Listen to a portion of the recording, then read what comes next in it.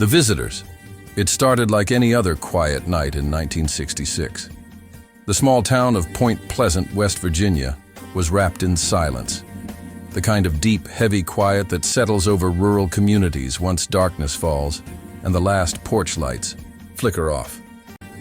The streetlights glowed faintly through the mist that had rolled in from the Ohio River, casting pale yellow halos that hung suspended in the darkness like distant moons.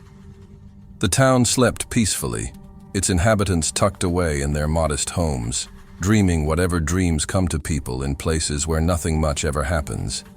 Everyone was fast asleep. Everyone except for a man named Harold Thompson. Harold was 53 years old, a machinist at the local factory, a widower who had lived alone for 7 years since his wife Margaret had passed. He was a man of simple habits and predictable routines, the kind of person who ate dinner at 6 o'clock sharp, watched the evening news at 7, and was usually in bed by 9:30. But on this particular night, sleep had proven elusive. He lay in the darkness of his bedroom, staring at the ceiling, his mind replaying what he had witnessed the night before. The lights. Those impossible hovering red lights above the woods beyond Miller's farm. He had been driving home late from his shift when he spotted them. Brilliant crimson orbs that moved with purpose and intelligence, darting and weaving between the trees in ways that defied every law of physics he understood. They had stopped abruptly in midair, reversed direction instantly, split apart, and rejoined like living things. Harold had pulled his truck to the side of the road and watched for nearly 20 minutes, his heart pounding, his hands gripping the steering wheel until his knuckles turned white. He hadn't told anyone. Point Pleasant had been experiencing strange occurrences lately, unexplained lights, odd sounds, things that didn't make sense, and Harold didn't want to become part of the gossip. He didn't want people looking at him sideways, wondering if old Harold Thompson had finally lost his mind. So he had kept quiet, even as the memory of those lights burned in his consciousness like an after-image that wouldn't fade. Now it was past midnight, and Harold lay awake in his bed, listening to the familiar sounds of his house settling around him. The old furnace in the basement clicked and hummed. A tree branch scraped against the window in his spare room. The refrigerator in the kitchen cycled on with its low mechanical rumble. These were comfortable sounds, the normal nighttime symphony of his home. That's when he heard the knocks, 3 of them, slow, heavy, unmistakable. Knock, knock, knock. Harold's eyes snapped open fully, and he felt his heart rate quicken. He glanced at the alarm clock on his nightstand. The luminous hands showed 12:17 a.m. Who would be knocking on his door at this ungodly hour? A neighbor with an emergency? Someone whose car had broken down, needing to use the phone? He sat up, in bed, listening intently. For a moment, there was nothing but silence. Perhaps he had imagined it. Perhaps he had been drifting off to sleep and his mind had conjured the sound. But then the knocks came again, identical to the first 3 in their timing and intensity. Knock, knock, knock. Harold swung his legs out of bed and found his slippers in the darkness. He pulled on his bathrobe, tying the belt around his waist as he made his way carefully down the stairs. Each wooden step creaked under his weight, sounds he knew by heart from years of climbing them. He reached the bottom and moved through his darkened living room, navigating around furniture by memory, thinking it might be a neighbor, perhaps old Mrs. Feldman from next door having trouble with her heart again, or maybe young Tommy Richards from across the street needing help with something. Harold called out, "Just a minute, I'm coming." He reached the front door and flipped on the porch light. Through the frosted glass panel he could make out 2 shapes standing outside. Harold's hand went to the deadbolt, then hesitated. Something felt wrong. It was past midnight on a weeknight, in a quiet town. People didn't just show up at your door at this hour unless something was seriously amiss. But if there was an emergency, he couldn't leave whoever it was standing out in the cold. Harold unlocked the door and pulled it open and froze. Standing on his porch, illuminated by the pale glow of his overhead light, were 2 men. But calling them men seemed somehow inadequate, though Harold couldn't immediately articulate why. They were tall, both of them at least 6.5 feet, maybe taller, and thin to the point of being gaunt. They were dressed in black, suits that looked too perfect, too smooth, as if made of something otherworldly.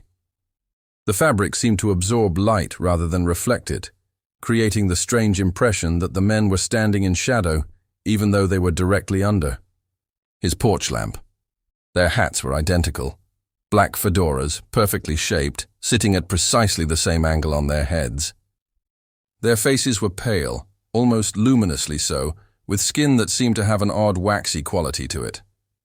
Both men had dark hair slicked back from high foreheads, and their features, while technically normal, somehow struck Harold as subtly wrong. The proportions were slightly off in ways he couldn't quite pinpoint. But it was their eyes that truly unnerved him. Dark, almost completely black, with no visible distinction between iris and pupil. And they didn't blink. Harold stood there for what felt like a long moment, and neither man blinked even once. The silence stretched out, thick and uncomfortable. Harold became aware that his hand was still on the doorknob, that his mouth was hanging slightly open, that he was staring. He tried to speak, but no words came out. His throat felt constricted, as though an invisible hand had gently closed around it. Then one of the men smiled. It was not a human smile. The corners of his mouth pulled upward in a way that seemed mechanical, calculated, as though he had observed smiles and was imitating the motion without understanding its purpose or context. The smile didn't reach his eyes, which remained flat and expressionless. There was no warmth in it, no friendliness, no genuine emotion of any kind. It was simply a facial configuration that this being had selected and executed. "Good evening," the man said in a flat, mechanical voice. His voice was utterly devoid of natural human inflection. Every word came out at exactly the same volume and pitch, like a recording or a primitive speech synthesizer. There were no pauses between words where there should have been, and no emphasis on any particular syllable. It was the voice of something trying very hard to sound human and not quite succeeding. "We'd like to ask you some questions about what you saw last night," the second man said. His voice was identical to the first man's, exactly identical, in the same way their suits and hats were identical. Harold's mind raced, struggling to process what was happening, what he'd seen last night. The lights, the red lights hovering above the woods. How could they possibly know about that? He hadn't told anyone. He hadn't even written it down. The only record of the incident existed in his own memory, locked away inside his head, unless they had been watching him. The thought sent a wave of cold fear through Harold's body. He took an involuntary step backward, and as he did, both men moved forward in perfect synchronization. They crossed the threshold of his door without being invited, without asking permission, without acknowledging in any way that they were entering someone's private home in the middle of the night.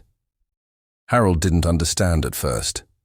His mind was still trying to catch up with what was happening, still trying to find some rational explanation for these strange beings standing in his living room. But then it hit him. The strange red lights he'd seen hovering above the woods. They knew. Somehow they already knew. The men stepped inside without waiting for an invitation, their movements smooth and oddly synchronized. They didn't blink, didn't look around at their surroundings the way normal people would when entering an unfamiliar space. They simply stood there, their dark eyes fixed on Harold with an intensity that made his skin crawl, and somehow the air in the room felt heavier.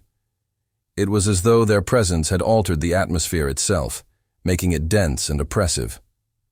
Harold became aware of a faint humming sound, so low he almost couldn't hear it, like the vibration of high-voltage power lines. The temperature seemed to have dropped several degrees. He could see his breath misting slightly in the air. When Harold tried to speak, his throat went dry.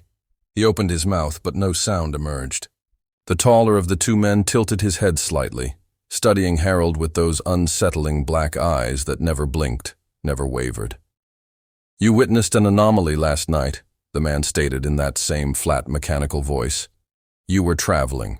On Route 62 at approximately 11:43 p.m., you stopped your vehicle and observed for 19 minutes. The specificity of this information made Harold's blood run cold. 19 minutes. He hadn't timed his observation, but that sounded about right. How could they possibly know that? Had they been there, watching him while he watched the lights? One of the men leaned close, so close that Harold could smell something strange and chemical emanating from him, like ozone or burnt metal. The man's face was inches from Harold's, those dark eyes boring into him with inhuman focus. "You should forget what you saw," he said softly, though his voice maintained that same emotionless quality even at a whisper. Harold wanted to protest, to demand answers, to assert his right to his own memories and experiences. But something in those dark, unblinking eyes paralyzed him. He stood there, frozen, as both men studied him for another long moment. Then, as suddenly as they had appeared, they turned in perfect unison. Both men turned around and walked away, their movements synchronized like mirror images.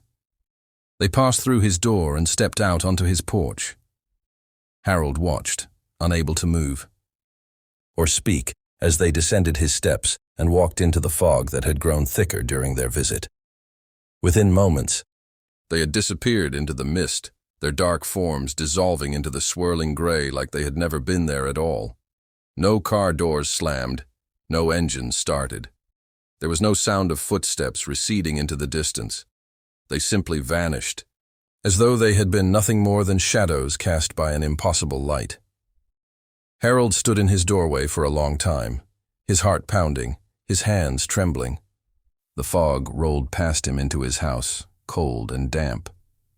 Finally, he stepped back and closed the door, locking it with shaking fingers. He leaned against it, his legs weak, his mind reeling. What had just happened?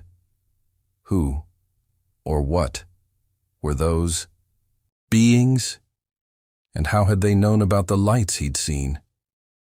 Harold moved through his house in a daze, checking windows, turning on lights, trying to reassure himself that he was safe, that it was over. But deep down, he knew it wasn't over. Those things, whatever they were, had found him once. They could find him again. As dawn began to break over Point Pleasant, Harold sat in his armchair, still wearing his bathrobe, staring at nothing. The memory of those dark, unblinking eyes haunted him. The sound of that flat, mechanical voice echoed in his mind. You should forget what you saw, but Harold knew he would never forget. Not the lights hovering above the woods, and certainly not the visitors who had come in the night, emerging from the fog like messengers from some other world, bearing warnings he didn't fully understand. The quiet town of Point Pleasant would wake up to another ordinary morning, but for Harold Thompson, nothing would ever be ordinary again. The next morning, Harold tried to convince himself it was just a dream. He sat at his kitchen table, nursing a cup of coffee that had long gone cold, staring at nothing in particular, trying to rationalize what had happened. Perhaps he had been sleepwalking. Perhaps the stress of keeping his sighting secret had manifested in some kind of vivid hallucination. Perhaps the whole encounter had been nothing more than a particularly realistic nightmare brought on by anxiety and lack of sleep.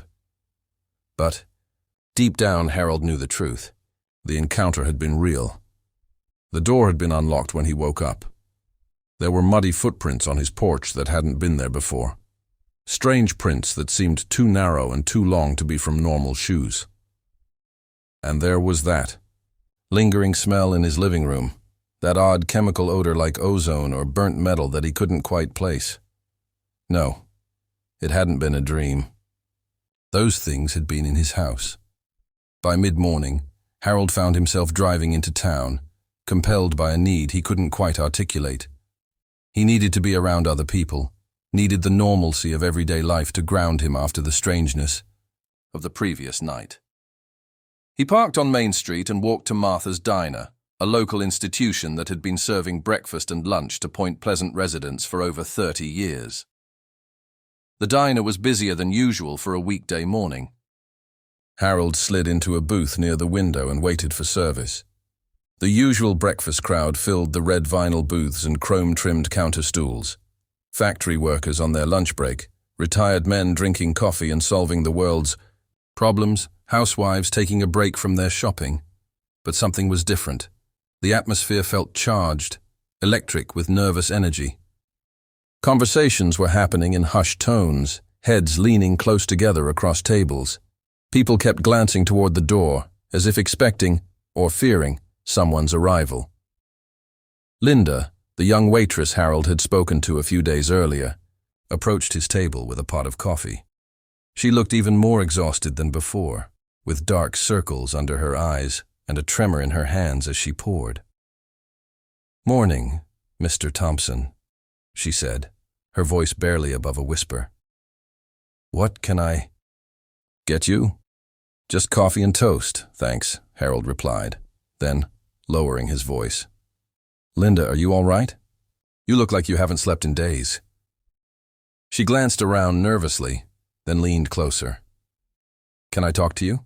After my shift ends in 20 minutes?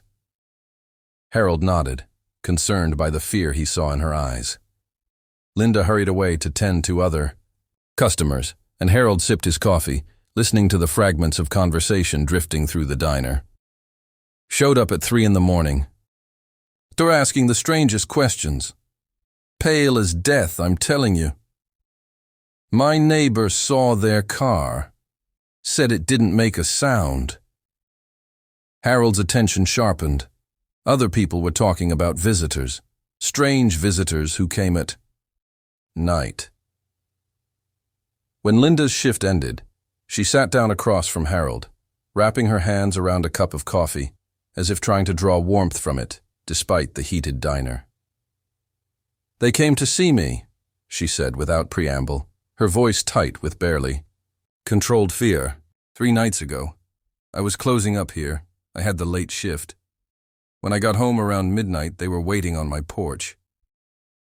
2 men in black suits?" Harold asked quietly. Linda's eyes widened. "You've seen them too?" Harold nodded grimly. "Last night. They came to my house." "How did you know?" "Because everyone's seen them," Linda interrupted. "Or at least, everyone who's witnessed something strange. The lights, the creature sightings, any of it." She glanced around again, making sure no one was listening. "Mr. Thompson, I'm scared. Really scared. They weren't right. The way they moved, the way they talked, and the questions they asked." "What did they ask you?" "That's the thing. They didn't ask about what I'd seen. Not exactly. They asked how it made me feel, what emotions I experienced, whether I felt fear or wonder or confusion. They wanted to know if I'd told anyone, and when I said I'd mentioned it to my sister, they asked detailed questions about her reaction. It was like they were studying us, Mr. Thompson, like we were specimens in some kind of experiment." Harold felt a chill run through him. His own visitors hadn't asked many questions at all. They had simply commanded him to forget. But perhaps their approach varied depending on the witness. "Did they threaten you?" he asked. "Not directly, but there was something in the way they spoke, in those flat voices. It was clear that bad things would happen if I didn't cooperate. And then," she paused, swallowing hard.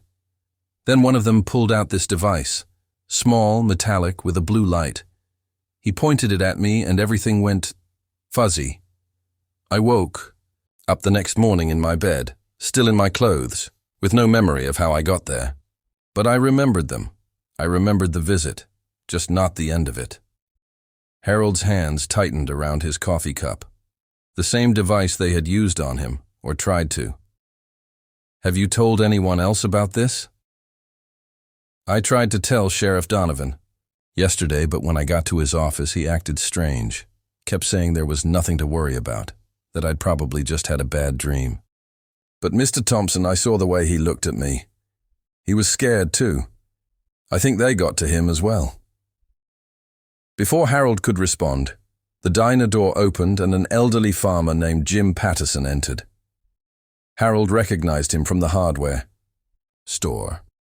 Patterson looked haggard, his weathered face drawn and pale. He approached the counter, but several people called him over, wanting to talk. Harold and Linda listened as Patterson described his own encounter. He had reported seeing bright orbs hovering over his cornfield 3 nights ago. The very next evening, 2 men in black suits had shown up at his barn just after sunset. They knew everything, Patterson said, his voice shaking slightly. Knew exactly when I'd seen the lights, how long I'd watched them, even that I'd tried to take a photograph.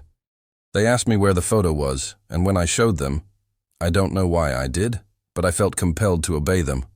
One of them held it up to this light that came from his hand somehow, and the image just vanished. Right off the film. Gone. What else did they say? Someone asked. They told me it was dangerous to speak of such things, that it could cause panic, that I should consider the well-being of my family and my community. Patterson's hands trembled as he accepted a cup of coffee from the waitress.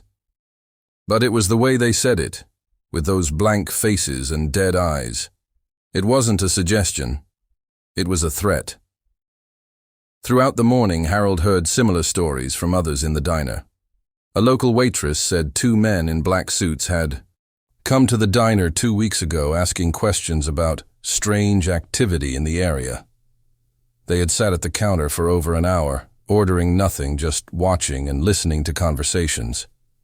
She said their presence had made everyone uncomfortable, and several customers had left early. Another farmer claimed they'd shown up at his barn after he reported seeing bright orbs in the sky. The men always asked strange, confusing questions, not about what people saw, but how it made them feel. They wanted to know about emotional responses, physical sensations, whether time seemed to move normally during the sightings. A woman named Dorothy mentioned that her teenage son had been questioned by them after he and his friends had seen strange lights near the TNT plant. The men had separated the boys and interviewed them individually, seeming to search for inconsistencies in their stories. When the boys' accounts matched perfectly, the men had seemed almost disappointed. By evening, fear had spread through the whole town like a contagion. Harold visited the grocery store, the gas station, even stopped by the church where people were setting up for an evening service.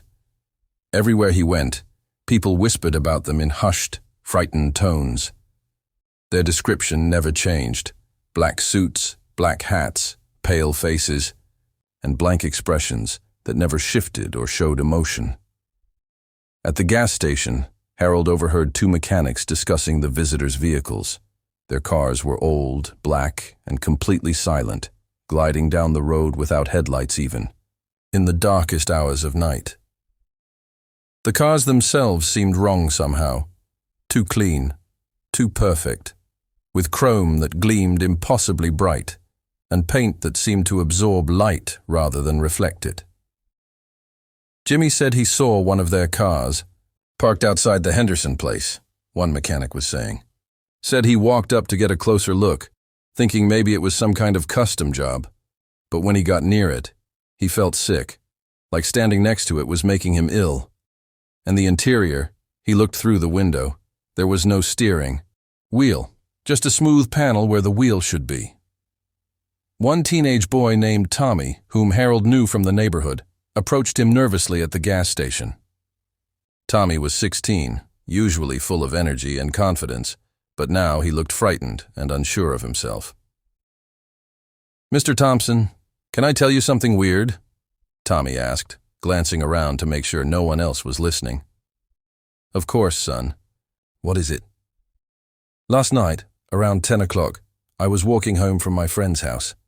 I saw one of those black cars everyone's talking about. It was just sitting there at the end of Maple Street, engine running but completely silent. I could see 2 men sitting in the front seat, both wearing those black suits and hats. They were just watching the houses, watching the street." Tommy paused, and Harold could see his hands shaking. "I decided to walk past them, trying to act normal, you know? But as I got closer, I felt this weird pressure, like the air was getting thicker, and they turned to look at me. Both of them at the exact same time, moving like they were connected somehow. Their eyes, Mr. Thompson, their eyes were completely black, no white parts at all. "What happened then?" Harold asked gently. I walked faster, trying not to run. When I got to the corner, I looked back. Tommy's voice dropped to barely a whisper. They were gone. The car was gone. I mean, completely vanished, like it had never been there. But here's the thing. I could still smell that weird chemical smell like burnt plastic or something, and the spot where the car had been parked, the asphalt was warm. I touched it. It shouldn't have been warm on a cold night like that. He said he saw them vanish at the end of the street like smoke fading into thin air. Others reported similar experiences. The men in black appearing and disappearing without explanation. Their cars there one moment and gone the next, leaving no tire tracks, no evidence of their presence except for that strange chemical smell and a lingering sense of dread. By the following week, the situation had escalated. When investigators came to collect UFO reports, serious researchers from a university in Ohio who had heard about the Point Pleasant sightings, they found themselves stymied at every turn. Witnesses who had been eager to talk suddenly claimed they had nothing to say. People who had taken photographs found that their film had been exposed or gone missing. Notes and journals documenting strange events had mysteriously disappeared. Harold attended a meeting at the town hall where one of the investigators, a Professor Martin Chen, expressed his frustration. In 30 years of researching unexplained phenomena, I've never encountered anything like this, Chen said to the small group that had dared to show up. Every piece of physical evidence has vanished. Every witness has either recanted their story or refuses to speak. It's as if someone, or something, is systematically erasing all traces of what happened here. All the evidence, photos, notes, and recordings, was suddenly missing. Mary Heyer, the reporter Harold had spoken with, stood up during the meeting, her face pale but determined. "It's not coincidence," she said. "The men in black are collecting evidence. They're visiting witnesses and either taking physical proof or destroying it." I had 3 rolls of film from different witnesses stored in a locked drawer in my office. 2 days ago, I came in to find the drawer open and the film gone. Nothing else was touched, no signs of forced entry. They just took it. It was as if someone had erased every trace of proof. Documents disappeared from locked filing cabinets. Photographs vanished from frames. Tape recordings were mysteriously erased or degraded beyond recognition. Even the newspaper archives seemed to be affected. Articles about the sightings were missing from bound volumes, cut out cleanly as if they had never existed. The townspeople learned to keep quiet.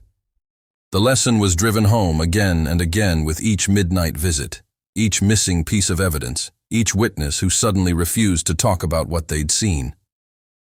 People who had been vocal about their experiences found themselves ostracized, their businesses suffering mysterious setbacks, their families subjected to strange phone calls and unexplained incidents.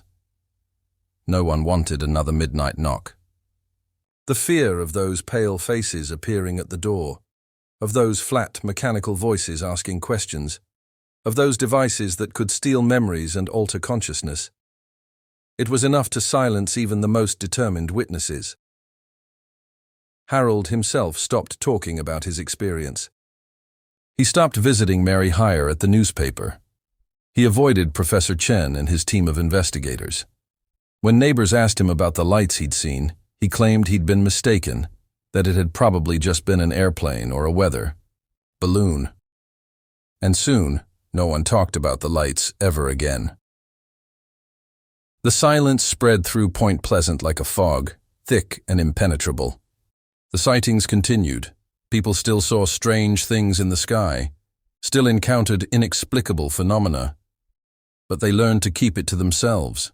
They learned that some truths were too dangerous to speak aloud, that some mysteries were meant to remain unsolved. Harold would sometimes stand at his window late at night, looking out at the dark streets of his town, and wonder how many other people were doing the same thing. How many of his neighbors were awake in the darkness, remembering things they weren't supposed to remember, knowing things they weren't supposed to know, but too frightened to speak. The men in black had achieved their goal. They had silenced Point Pleasant. And in the silence, the truth disappeared like smoke fading into thin air, leaving nothing behind but fear and the memory of dark, unblinking eyes watching from the shadows. Weeks passed, and life returned to normal, or at least it pretended to. Harold Jenkins went back to his job at the auto parts store in Willow Creek, a sleepy town nestled between endless cornfields and forgotten back roads. He rang up spark plugs and oil filters, nodded at the same familiar faces, and forced smiles that never reached his eyes. But normal was a lie he told himself every morning when he checked the locks 3 times before leaving for work. He never felt safe again. The incident from that stormy night lingered like a splinter under his skin, impossible to dig out. It started small, a black sedan parked across the street from his modest ranch house, its tinted windows reflecting the dull gray sky. Harold noticed it first on a Tuesday afternoon while mowing the lawn. The car idled there for 20 minutes, engine humming softly, no one getting in or out. When he waved tentatively, hoping it was just a lost traveler, the car pulled away without a sound. No license plate visible.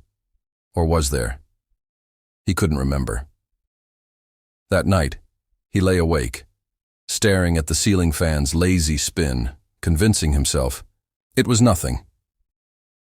But the sightings multiplied. Another black car, this one a sleek coupe, lingered near the diner where he grabbed coffee every morning. It was always the same model, always immaculate, as if it had rolled off the assembly line that very day. Harold began taking different routes home, weaving through side streets lined with rusted tractors and faded "for sale" signs. Yet there it was again, parked under the flickering street lamp by the old mill. He started jotting notes in a spiral, notebook hidden under his mattress, dates, times, descriptions. Black sedan, no plates, 2 figures inside, suits.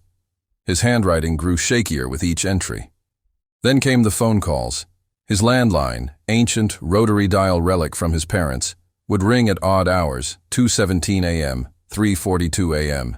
He'd fumble for the receiver, heart pounding, and hear nothing but static. Not the innocent crackle of a bad connection, but a deliberate hiss, like wind through a graveyard. And woven into it, soft whispers that said his name. Harold, Harold. The voice was genderless, ageless, devoid of inflection. It wasn't angry or threatening, just stating a fact, as if reminding him of his own existence. The first time he slammed the phone down and unplugged it. But the next night, his cell phone buzzed in his pocket during dinner. Same static, same whisper. He hurled the phone across the room, watching it shatter against the wall. Battery acid seeped into the carpet like black blood. Harold stopped answering doors after dark. He installed motion sensor lights that bathed his yard in harsh white glow, but they only illuminated empty driveways. He bought a dog, a scruffy mutt named Buster from the shelter, hoping the barks would ward off intruders. Buster whined at shadows, tail tucked, refusing to go near the windows. One evening, as Harold scrubbed dishes in the sink, he glanced out and saw the black car again, closer this time, parked at the edge of his property. 2 figures sat inside, silhouettes sharp against the dashboard lights. They didn't move, didn't smoke, didn't talk on phones, just stared straight ahead. At his house? At him? He dropped a plate. It shattered like gunfire. When he looked up, the car was gone, tire tracks fresh in the mud. Sleep became a battlefield. Harold popped melatonin pills like candy, chased them with warm milk, but exhaustion only amplified the paranoia. He'd drift off on the couch, TV flickering with late-night infomercials, and jolt awake to the sound of footsteps on the porch. Creak, creak, measured, unhurried. He'd grab the baseball bat from beside the door, creep to the peephole. Nothing. No footprints in the dew-kissed grass the next morning, but the whispers followed him into dreams. Forget what you saw, Harold. Forget. What had he seen exactly? It replayed in fragments, sharper than reality. That night, driving home from his sister's in the next county, rain slashing the windshield like claws.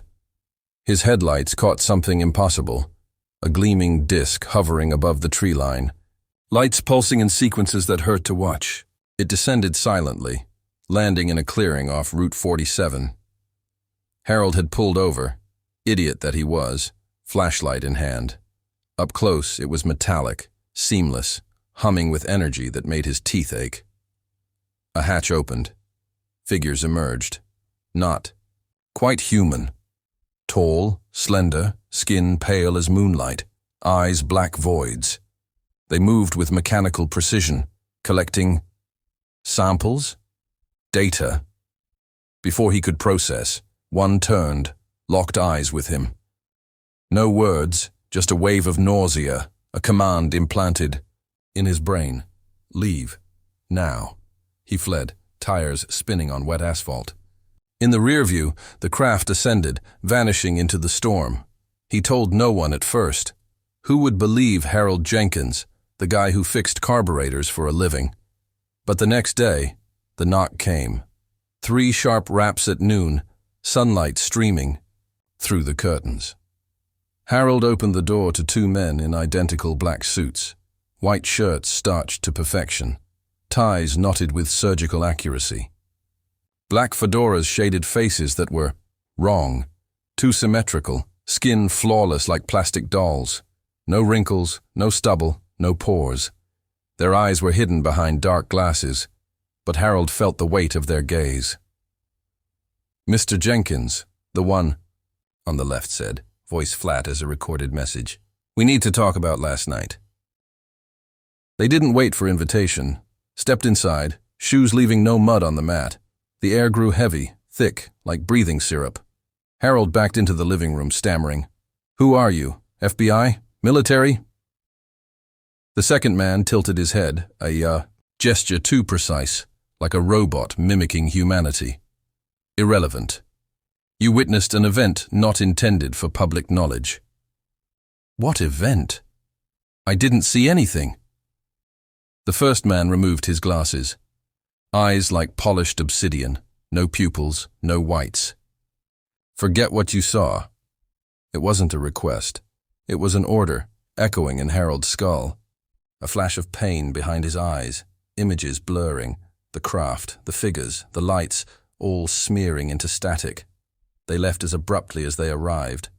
Door closed without a click. Harold collapsed, head throbbing. When he checked outside, no car, no footprints. But the warning burned. Forget. He tried. God, he tried. Deleted the blurry photos from his phone. When had he taken those? Burned the notebook pages in the fireplace, watching flames devour his scrawled fears. Told himself. It was a hallucination, ball lightning, swamp gas. But the body remembers what the mind tries to erase. One night, months later, as he was about to sleep, pillow fluffed, lamp dimmed, he saw the figure. Standing by the road under the sodium streetlight, perfectly still. Black hat, black suit, facing his bedroom window. Arms at sides, no breath fogging the chill autumn air. Harold froze, blanket clutched to his chin. The figure didn't blink, didn't shift, just stared. Time stretched, seconds into minutes. Harold's bladder screamed, but he couldn't move. Finally, he blinked. Once, involuntarily. The figure was gone. No footsteps retreating, no car engine. Vanished. He didn't sleep that night, or the next. Installed cameras, floodlights, a shotgun under the bed. Reported it to the sheriff, who chuckled and said, "Harold, lay off the late-night movies." But Harold knew they were watching, waiting for him to slip, to tell. Years later, the stories spread like wildfire through online forums and whispered bar conversations. Others from different towns began to tell similar tales. In rural Ohio, a farmer named Gladys swore two suited. Men visited after she filmed a triangular craft harvesting her crops, leaves stripped in perfect circles. "Forget what you saw," they intoned, and her footage corrupted overnight, files turning to digital snow. In a suburb of Phoenix, a young coder named Raj captured drone-like orbs dancing over the desert. Knock at dawn, black suits, pale faces. Cease distribution. His hard drive wiped itself as they spoke, screens flickering with that same static whisper. A trucker in Montana pulled over for a shimmering portal in the Rockies, entities stepping through like heat mirages. Men in black arrived before he reached the next truck stop. Not for human eyes. He quit driving, moved to the city, but the black cars followed, parking outside his apartment high-rise. The patterns emerged in grainy YouTube videos and Reddit. Threads, always black suits, fedoras, emotionless delivery. Warnings identical. Forget what you saw. Some victims lost jobs, fired for unreliable behavior. Others vanished, stories cut short. A journalist in Nevada dug too deep, published an expose. Found dead in his motel, ruled suicide, but his notes described men with no shadows. Theories proliferated. Government agents, of course, CIA black ops, silencing UFO whistleblowers. Project Blue Book never ended. It went underground. Protecting national security from panic, reverse engineering alien tech in hidden bases like Area 51 or the rumored Dugway Proving Ground. They're human, skeptics argued in podcasts, just spooks with badges and non-disclosure agreements. But others disagreed. Not human at all. Eyewitnesses described skin that didn't sweat, movements too fluid, voices modulated like synthesizers. Robots? Androids programmed by shadowy cabals? Or aliens themselves, shapeshifters in disguise, monitoring their experiments? Cryptozoologists linked them to ancient lore. Shadow people, jinn, interdimensional enforcers. Hybrids, one forum user claimed, posting blurry photos of MIB with elongated fingers. Something in between. Harold followed it all anonymously, lurking on message boards under pseudonyms. He recognized the dread in every post, the cold silence that followed visits, the heavy air pressing on your chest, the whispers from shadows that knew your secrets. He reached out once. Private message. To a woman in Oregon who'd seen a craft submerge in Crater Lake. "They came to you too?" Her reply, "Every night. The Hat Man at the window." Then her account deleted, gone like smoke. No one knows for sure who they are or what they want. Official channels deny everything. FBI press releases dismissing urban legends. Scientists scoff, blaming mass hysteria, sleep paralysis. But the sightings continue. A hiker in the Appalachians films bioluminescent beings. Black car trails him down the mountain. A child in Brazil draws tall men in black after a bedroom abduction. Parents find suits at the door, speaking fluent Portuguese with robotic cadence. They appear only to those who've seen something extraordinary, something not meant for human eyes. Glimpses of the veil lifted, portals, entities, technologies beyond comprehension. The MIB are the stitchers, sewing it back shut, erasing memories, confiscating evidence, enforcing cosmic NDA. Harold aged prematurely, hair graying at the temples, hands trembling as he poured coffee. He moved twice, first to a city apartment with doormen and cameras, then to a remote cabin in the woods. But they found him. Always. A black car on the dirt road, static on the radio whispering, "Harold." The figure in the hat, standing sentinel, under moonlit pines. He stopped fighting it. Burned the last of his notes, deleted browser history, swore silence to the empty room. But the feeling never left. That cold silence invading your bones, that heavy air suffocating curiosity. that voice from the shadows claiming ownership. So tonight, as you drift into sleep, remember, some stories aren't just legends. They're warnings etched in the fabric of reality. The world is fuller than textbooks admit, brimming with wonders and horrors we're not equipped to handle. And if you ever stumble upon the extraordinary, a light in the sky that defies physics, a whisper from the void, a door where none should be, look away. Forget. Because if you don't, they'll come. Knock at midnight, precise as a metronome. Black suits pristine, faces impassive. Forget what you saw. And once they visit, you never forget the feeling. It clings like frost, eternal. Think twice before you open the door, or peek through the curtains, or answer that static-laced call. They're always watching, waiting, in the shadows between streetlights, in the hum of your phone, in the blink you wish you could take back. Sleep well, if you can.